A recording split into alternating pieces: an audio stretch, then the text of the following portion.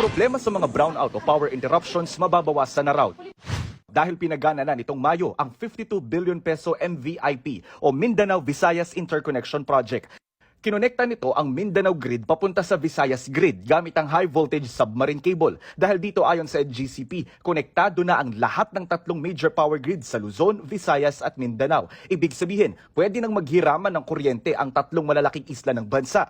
Merong kakulangan ng supply sa isang panig ng grid, halimbawa po sa Visayas, dahil sa mga plant outages, ay yung excess power ng Mindanao makakapag-supply sa Visayas. 1984 pa raw ito naisip ng gobyerno pero ngayon lang natuloy. Unfortunately, it was postponed for many decades, and under NGCP's concession agreement, we were able to bring this long-standing dream into realization. Luzon ang may pinakamalaking pangangailangan sa kuryente na umaabot sa 11,000 megawatts ang peak demand.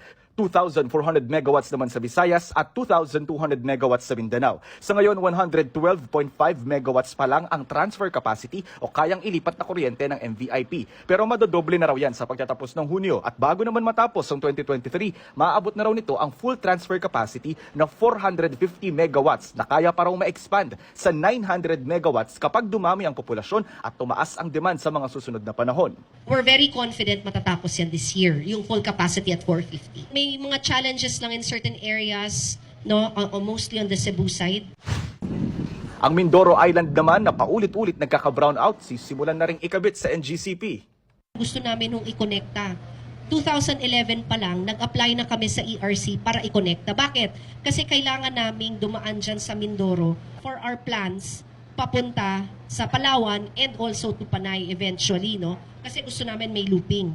Unfortunately, hindi siya na-aksyonan, yung application na yan. What we did, ma'am, was in 2021, ibang-iba na yung landscape ng Batangas, iba na yung landscape ng Luzon. We had to withdraw the application and reapply kasi nagbago na yung profile po, the demand, the supply, so nagbago na.